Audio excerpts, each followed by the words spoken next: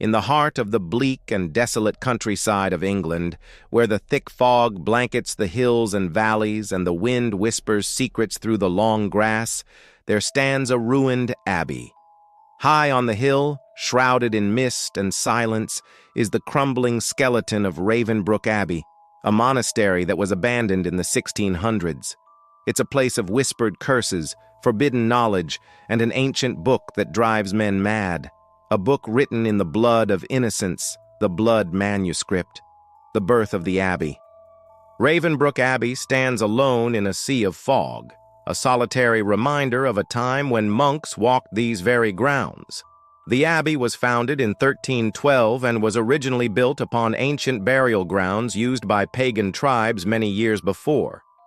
The church wanted to erase this heathen presence from the land, and so the abbey was raised right over the graves.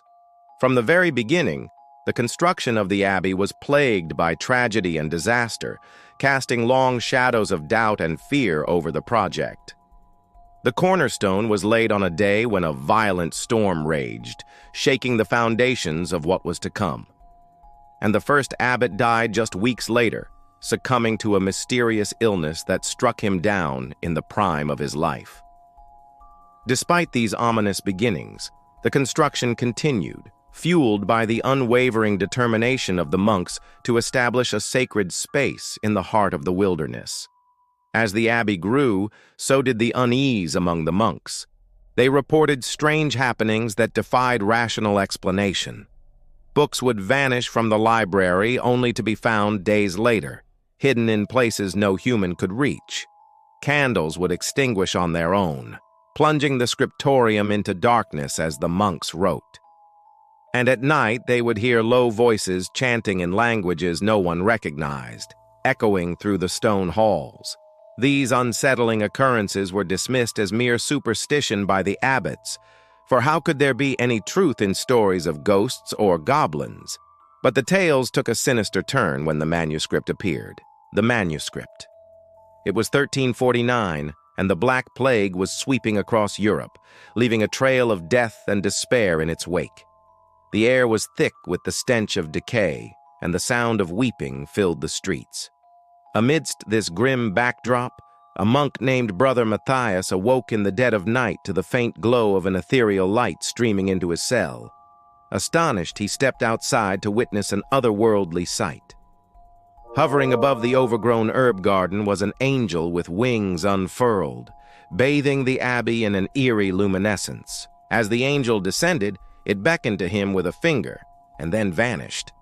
Drawn by an inexplicable force, Matthias followed the path illuminated by the angel's light, leading him to a small clearing where a single oak tree stood. At its base lay a book bound in dark leather. Hesitantly, he reached out to touch it, and as his fingers brushed against the cover, the clearing vanished, plunging him into darkness. Terrified, Matthias stumbled back, but the book seemed to have a mind of its own, floating back into his hands. With trembling hands, he opened it, and the sight that greeted him sent a chill down his spine. The pages were filled with cryptic symbols, arcane rituals, and the names of things not found in Scripture. The leather beneath his touch was soft yet resilient, and as he turned the brittle pages, a metallic scent filled the air, coppery and rich, like the scent of freshly shed blood. Overwhelmed by a sense of foreboding, Matthias clutched the book to his chest, his heart pounding against his ribs like a drum. Closing his eyes, he whispered a prayer to God for guidance and protection, knowing that he had stumbled upon something both extraordinary and perilous. Matthias named it the Book of Deliverance, but the surviving monks later gave it another name, the Blood Manuscript. As word of the book spread through the abbey, an insatiable curiosity grew among the monks, and they gathered in secret to read its enigmatic words. However, each time someone dared to delve into its pages, they either went mad or died soon after.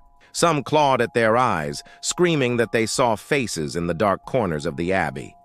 Others wandered into the forest at night and were never seen again. Fearful of the curse it held, the remaining monks tried to destroy it, burning and stabbing it, but the manuscript remained unharmed, and as if mocking their efforts, the flames seemed to dance around it, unable to touch its ancient pages. Only when they buried it deep in the bowels of the abbey did the haunting cease. But the underground vault where they hid the manuscript remained eerily silent, too silent to be natural. Some said it was the spirits of the dead monks warning them of the book's power. The curse spreads, but the allure of the Blood Manuscript proved too strong to resist. Soon, news of the cursed book leaked beyond the abbey walls, drawing the attention of wealthy noblemen who sought forbidden knowledge. These curious visitors arrived from miles around, eager to catch a glimpse of the artifact rumored to hold the secret to immortality. However, each left Ravenbrook forever changed. Some were haunted by visions that drove them to madness, while others returned home bearing strange marks on their skin, as if branded by unseen hands. Some even claimed to have made bargains with dark entities, trading their souls for fleeting moments of wisdom or power, only to become hollow shells of their former selves shortly after. One such visitor was Lord Whitcomb, a nobleman known for his audacious spirit and insatiable thirst for the unknown. He arrived at Ravenbrook under the cloak of night, determined to steal the book and flee. But as he made his way through the abbey's crumbling halls, he felt an oppressive presence watching him, every step he took echoing the warnings of those who had come before. As dawn broke, he slipped out of the abbey, clutching the manuscript to his chest. Just 3 nights later, Lord Whitcomb's entire estate burned to the ground. Witnesses swore they saw a figure cloaked in shadow walking among the flames, carrying the book back toward Ravenbrook Abbey.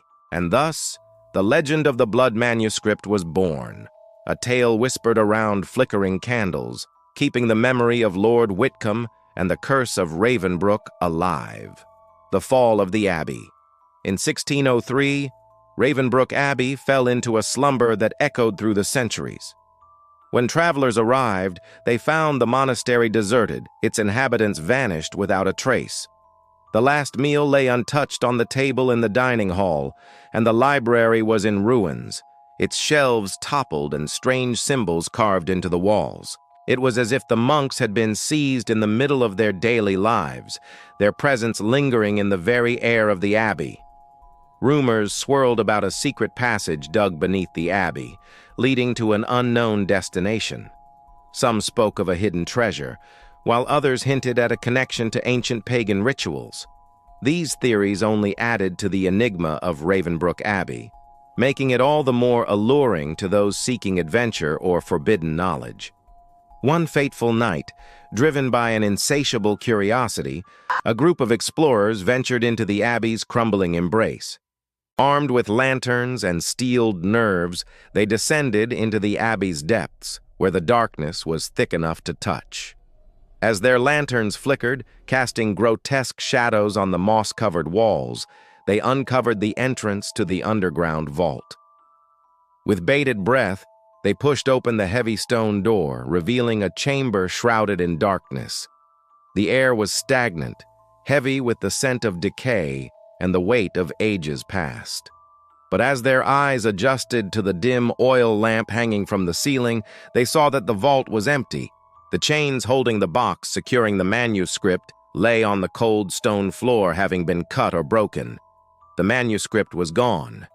Outside, a storm raged, wind howling through the crumbling towers of the abbey. The explorers huddled together, shaken to their core by the realization that the legends were true. The manuscript was no longer confined to its vault, and its malevolent presence was free to roam. Modern sightings. Today, only the skeletal ruins of Ravenbrook Abbey remain, standing defiantly against the relentless march of time. The locals refuse to go near after dark. They claim to hear monastic chants rising from the stones, though no one is there. Some have seen robed figures walking in the fog, their faces hidden, their hands clutching what looks like a book. In the 1970s, Urban explorers began to descend upon the ruins, many of whom emerged with tales that defied rational explanation. They spoke of finding fresh writing etched into the crumbling walls, symbols identical to those described in medieval accounts. And some claimed that their flashlight beams flickered, revealing a horrifying sight for a split second before cutting out completely. The explorers claimed that they were frozen in place, unable to move or speak until sunrise. They told of stumbling upon a clearing within the abbey grounds, discovering strange symbols and markings that seemed to have been made that very night. And though they searched, they found no trace of footprints or any sign of human presence. The most terrifying accounts came from those who entered the ruins. Explorers described stumbling upon a sight that sent chills down their spines, a circle of standing stones that had not been there on their previous visits. And some claimed that their flashlight beams flickered, revealing a horrifying sight for a split second before cutting out completely. They were frozen in place, unable to move or speak until sunrise. Then they ran. The legend of the Blood Manuscript. To this day, the whereabouts of the manuscript remain a mystery, lost to time and shrouded in secrecy. Scholars believe it still exists, passed secretly from hand to hand, always returning to Ravenbrook when its reader dies. The curse, they say, ensures it never leaves the land. If you visit Ravenbrook Abbey at night and hear the sound of pages turning, leave at once because the manuscript does not wait for you to find it. It chooses who reads its words. Thank you for watching.